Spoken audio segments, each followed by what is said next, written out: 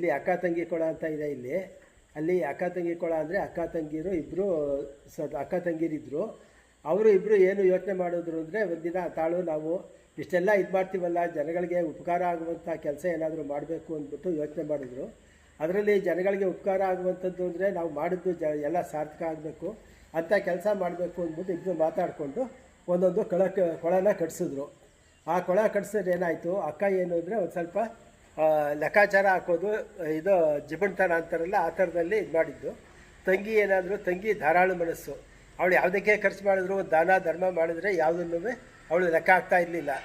ಇಬ್ಬರು ಸೇರಿ ಒಂದೊಂದು ಕೊಳ ಕಟ್ಸಿದ್ರು. ಈ ಕಡೆದು ಅಕ್ಕನ ಕೊಳ, ಆ ಕಡೆದು ತಂಗಿ ಕೊಳ.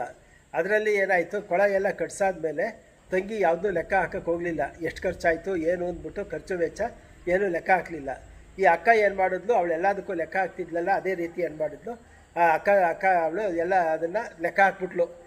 ಕೊಳಕ್ಕೆ ಎಷ್ಟು ಖರ್ಚಾಯಿತು ಏನಾಯಿತು ಅನ್ನೋದೆಲ್ಲ. ಅದೇನಾಗುತ್ತೆ ಅಂದರೆ, ಈಗ ನಾವು ಯಾವುದೇ ಒಂದು ಸಾರ್ಥಕವಾದ ದಾನ ಮಾಡಲಿ ಧರ್ಮ ಮಾಡಲಿ ಯಾವುದೇ ಮಾಡಿದ್ರೂ ಅದನ್ನು ಲೆಕ್ಕ ಹಾಕಕ್ಕೆ ಹೋಗಬಾರ್ದು. ನಾವು ಲೆಕ್ಕ ಹಾಕಕ್ಕೆ ಹೋಯ್ತು ಅಂದರೆ ಅದು ನಾವು ಮಾಡೋ ದಾನ ಧರ್ಮ ಯಾವುದೂ ಸಾರ್ಥಕ ಆಗಲ್ಲ. ಅದರಂತೆ ಏನಾಗೋಯ್ತು, ಅವಳು ಯಾವಾಗ ಲೆಕ್ಕ ಹಾಕಿದ್ಲು, ಅವಳು ಕಟ್ಸಿದ್ದು ಒಂದು ಒಳ್ಳೆ ಕೆಲಸ ಮಾಡಿದ ಫಲ ಹೊರಟೋಗ್ಬಿಟ್ಟು ಅಕ್ಕ ಕಟ್ಸಿದ್ಕೊಳ್ಳೋದು ನೀರೆಲ್ಲ ಉಪ್ಪು ನೀರಾಯಿತು.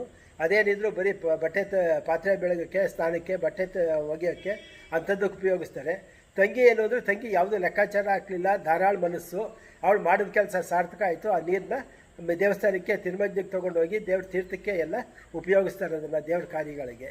ಇದೇ ಅಕ್ಕ ತಂಗಿ ಕೊಡೋದ ಕಥೆ ಇದು.